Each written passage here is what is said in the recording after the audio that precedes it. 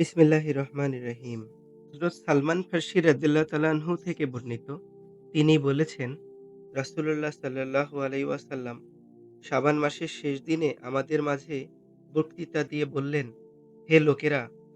তোমাদের উপর ছায়াপাত করেছে এমন এক মোবারক মাস, যে মাসে লাইলাতুল কদর রয়েছে, যে মাস হাজার মাসের চেয়ে শ্রেষ্ঠ, যে মাসে রোজা রাখাকে আল্লাহ তাআলা ফরজ করেছেন, আর রাতে নামাজ আদায় করাকে সওয়াবের বিষয় বানিয়েছেন।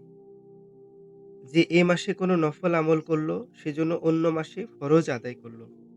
আর যে এ মাসে ফরজ আদায় করল, সে যেন অন্য মাসের ৭০ টি ফরজ আদায় করল। এটি ধৈর্যের মাস, আর ধৈর্যের প্রতিদান জান্নাত। এটি সহমর্মিতার মাস। এ মাসে মুমিনের রিজিক বৃদ্ধি করা হয়। যে এ মাসে কোনো রোজাদারকে ইফতার করাবে, সে একটি গোলাম আজাদ করার সওয়াব পাবে, আর তার গুনাহসমূহ মাফ করে দেওয়া হবে। আমরা বললাম, ইয়া রাসূলুল্লাহ সাল্লাল্লাহু আলাইহি ওয়াসাল্লাম, আমাদের প্রত্যেকে তো এমন কিছু পায় না যা দ্বারা সে রোজাদারকে ইফতার করাবে।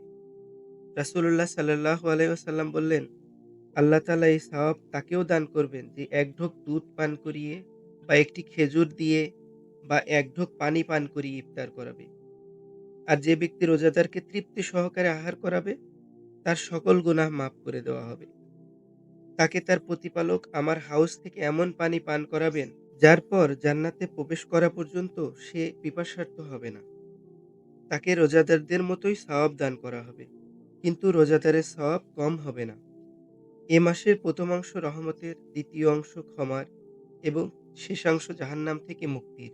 যে ব্যক্তি এ মাসে তার গোলাম বা শ্রমিকের কাজ হালকা করে দিবে, আল্লাহ তাআলা তাকে জাহান্নাম থেকে মুক্তি দান করবেন।